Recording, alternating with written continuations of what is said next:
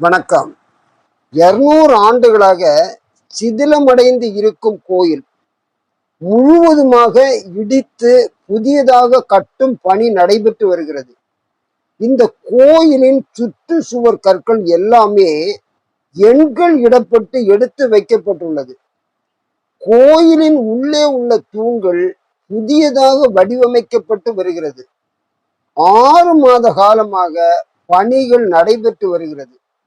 விரைவில் பணிகள் முடிக்கப்பட்டு குடமுழுக்கு நடைபெற உள்ளது. இந்த கோயில் தமிழ்நாட்டில் கள்ளக்குறிச்சி மாவட்டம் வீரசோழபுரம் கிராமத்தில் அமைந்துள்ளது.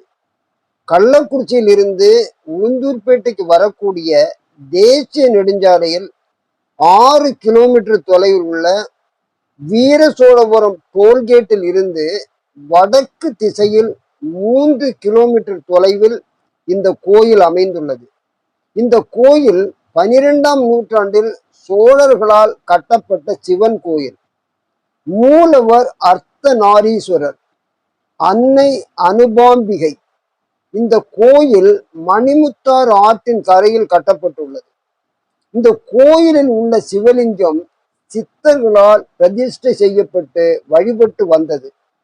வரலாற்று சிறப்புமிக்க இந்த கோயில் கடந்த 200 ஆண்டுகளாக சிதிலமடைந்து இருந்தது. இந்த கோயிலில் இருந்த முருகன் சிலை 40 ஆண்டுகளுக்கு முன்பு திருடப்பட்டது. அதை தொடர்ந்து இந்த கோயில் இந்து சமய அறநிலையத்துறை கட்டுப்பாட்டின் கீழ் கொண்டு வரப்பட்டது. சமீபத்தில் சிலைகள் பாதுகாப்பினை கருத்தில் கொண்டு இந்த கோயிலில் உள்ள 12 சிலைகள் மற்றும் அதே கிராமத்தில் உள்ள பெருமாள் கோயிலில் உள்ள 5 சிலைகள் உட்பட மொத்தம் 17 சிலைகள் கங்கையம்மன் கோயிலில் வைக்கப்பட்டன.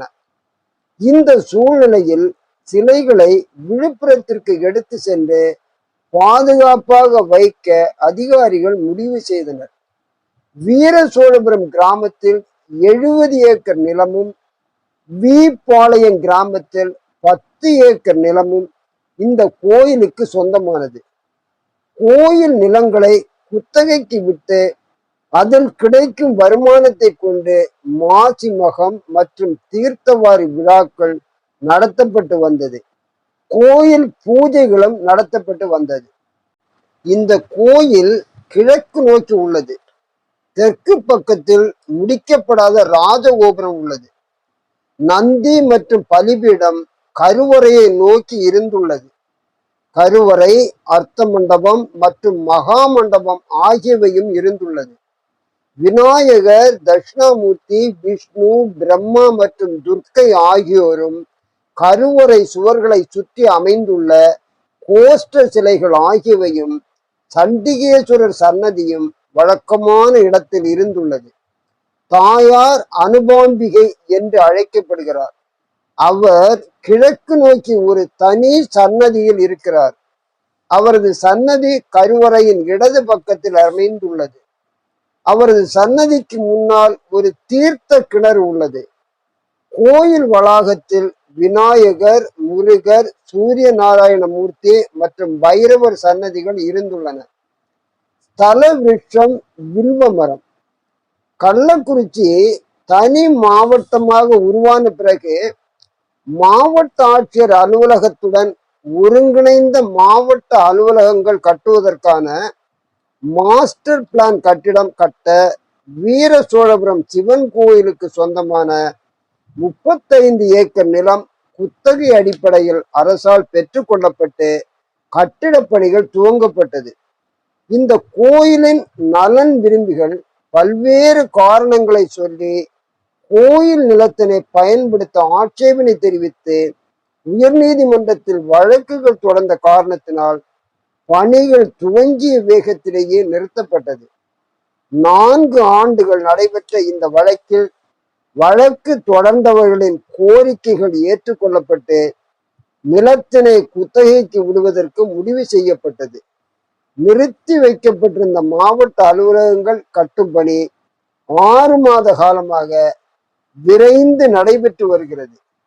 கோயில் பணியும் ஒருங்கிணைந்த மாவட்ட அலுவலகங்கள் பணியும் ஒரே நேரத்தில் நடைபெறுவது மக்கள் மனதில் மிகுந்த மகிழ்ச்சியை தருகிறது.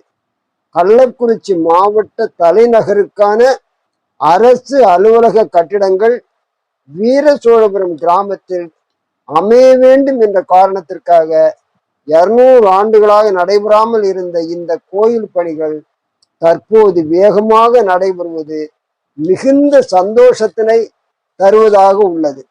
கள்ளக்குறிச்சி மாவட்ட அரசு அலுவலக கட்டிட திறப்பு விழா மற்றும் வீர சோழபுரம் அர்த்தநாரீஸ்வரர் கோயில் குடமுழக்கு விழா இரண்டு ஒரே நேரத்தில் நடப்பதற்கான வாய்ப்புகள் அதிகமாக உள்ளது.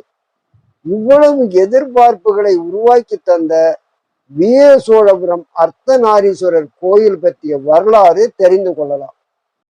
ஒருமுறை சோழ மன்னர் காசிக்கு சென்று பல்வேறு புனித தலங்களில் உள்ள ஆறுகளில் தனது தந்தையின் அஸ்தியை கரைக்க சென்றார். இறுதியாக மீதமுள்ள அஸ்தியை மணிமுத்தார் நதியில் கரைக்க முடிவு செய்தார். இரவில் ஆற்றங்கரைக்கு அருகில் தங்கினார். காலையில் எழுந்ததும் சாம்பலில் இருந்த அஸ்தி மல்லிகை பூவாக மாறியதை கண்டு அவர் வியந்தார். எனவே இந்த கிராமத்திற்கு மல்லிகார்ஜுனபுரம் என பெயரிடப்பட்டு கோயில் கட்டியதாக தெரிவிக்கின்றனர். தமிழ்நாட்டின் மூவர்கள் வம்சமான சேர சோழ பாண்டியர்கள் பாரிவள்ளலின் மகள்களான அங்கவை மற்றும் சங்கவை ஆகியோரின் திருமணத்திற்காக திருக்கோயிலூர் அடுத்துள்ள மணம்பூண்டி கிராமத்திற்கு வந்திருந்த போது வீர சோழபுரத்தில் தங்கியுள்ளதாக நம்பப்படுகிறது. மீண்டும் ஒரு புதிய பயனுள்ள காணொளியில் சந்திக்கலாம்.